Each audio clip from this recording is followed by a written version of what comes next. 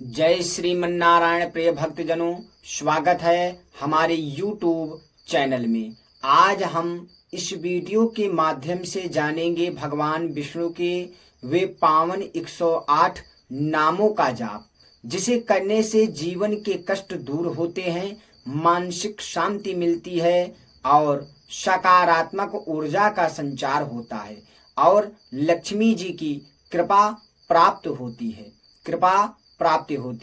यह 108 जाप जीवन से सभी प्रकार के कष्टों और बाधाओं को दूर करने में सहायक है।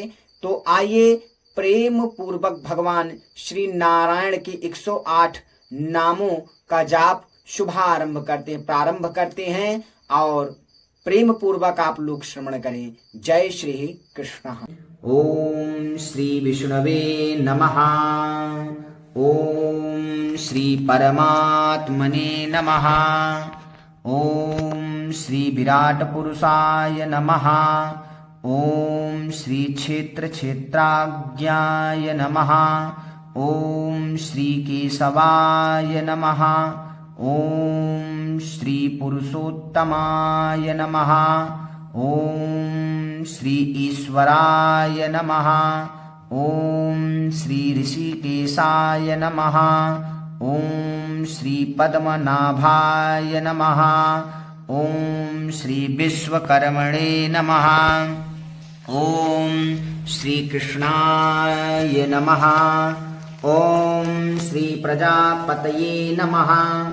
ओम श्री हिरण्यगर्भाय नमः। ओम श्री सुरेशाय नमः। ओम श्री सर्वदर्शनाय नमः। ओम श्री सर्वेश्वराय नमः। ओम श्री अच्युताय नमः। ओम श्री पुंडरीकाक्षाय नमः। ओम श्री नरनारायणाय नमः। ओम श्री जनार्दनाय नमः। ओम श्री लोकाध्यक्षाय नमः। ओम श्री चतुर्भुजाय नमः। ओम श्री वासुदेवाय नमः। ओम श्री धर्माध्यक्षाय नमः। ओम श्री उपेन्द्राय नमः। ओम श्री माधवाय नमः। ओम श्री महाबलाय नमः। ओम श्री गोविंदाय नमः। ओम श्री प्रजापतये नमः। ओम श्री विश्वात्मने नमः। ओम श्री सहस्त्राक्षाय नमः। ओम श्री नारायणाय नमः। ओम श्री सिद्धसंकल्पाय नमः। ओम श्री महेन्द्राय नमः। ओम श्री वामनाय नमः। ओम श्री अनंतजिते नमः। ओम श्री महीधराय नमः। ओम श्री गरुड़ध्वजाय नमः। ओम श्री लक्ष्मीपतये नमः। ओम श्री दामोदराय नमः। ओम श्री कमलापतये नमः। ओम श्री परमेश्वराय नमः। ओम श्री धनेश्वराय नमः। ओम श्री मुकुंदाय नमः। ओम श्री आनंदाय नमः। ओम श्री सत्यधर्माय नमः। ओम श्री उपेन्द्राय नमः। ओम श्री चक्रगदाधराय नमः। ओम श्री भगवते नमः। ओम श्री शांतिदाये नमः। ओम श्री गोपतये नमः। ओम श्री श्रीपतये नमः। ओम श्री हरये नमः। ओम श्री श्री रघुनाथाय नमः। ओम श्री कपिलेश्वराय नमः। ओम श्री वराहये नमः। ओम श्री नरसिंहाय नमः। ओम श्री रामाय नमः। ओम श्री हयग्रीवाय नमः।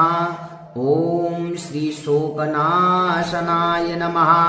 ओम श्री विशुद्धात्मने नमः। ओम श्री केशवाय नमः। ओम श्री धनंजाय नमः। ओम श्री ब्राह्मण प्रियाय नमः। ओम श्री श्री यदुश्रेष्ठाय नमः। ओम श्री लोकनाथाय नमः। ओम श्री भक्तिवत्सलाय नमः। ओम श्री चतुर्मूर्तये नमः। ओम श्री एकपदे नमः। ओम श्री सुलोचनाय नमः। ओम श्री सर्वतोमुखाय नमः। ओम श्री सप्तवाहनाय नमः। ओम श्री वंशवर्धनाय नमः। ओम श्री योगिने नमः। ओम श्री धनुर्धराय नमः। ओम श्री प्रीतिवर्धनाय नमः। ओम श्री अक्रूराय नमः। ओम श्री दुख स्वप्न नाशनाय नमः। ओम श्री भूभवे नमः। ओम श्री प्राणदाय नमः। ओम श्री देवकी नंदनाय नमः। ओम श्री शंखभृते नमः। ओम श्री प्रीतिवर्धनाय नमः। ओम श्री सुरेशाय नमः। ओम श्री कमल नयनाय नमः। ओम श्री जगत गुरुवे नमः। ओम श्री सनातन नमः। ओम श्री सच्चिदानंदाय नमः। ओम श्री द्वारकानाथाय नमः। ओम श्री दानवेंद्र विनाशकाय नमः। ओम श्री दयानिधि नमः। ओम श्री एकात्मने नमः। ओम श्री शत्रुजिते नमः। ओम श्री घनश्यामाय नमः। ओम श्री लोकाध्यक्षाय नमः। ओम श्री जरामरण वर्जिताय नमः। ओम श्री सर्वयज्ञफल प्रदाय नमः। ओम श्री विराट पुरुषाय नमः। ओम श्री यशोदानंदनाय नमः। ओम श्री परम धार्मिकाय नमः। ओम श्री गरुड़ध्वजाय नमः। ओम श्री प्रभवे नमः। ओम श्री लक्ष्मीकांताजाय नमः। ओम श्री गगन सदृशाय नमः। ओम श्री वामनाय नमः। ओम श्री हंसाय नमः। ओम श्री वयासाय नमः। ओम श्री प्रकटाय नमः।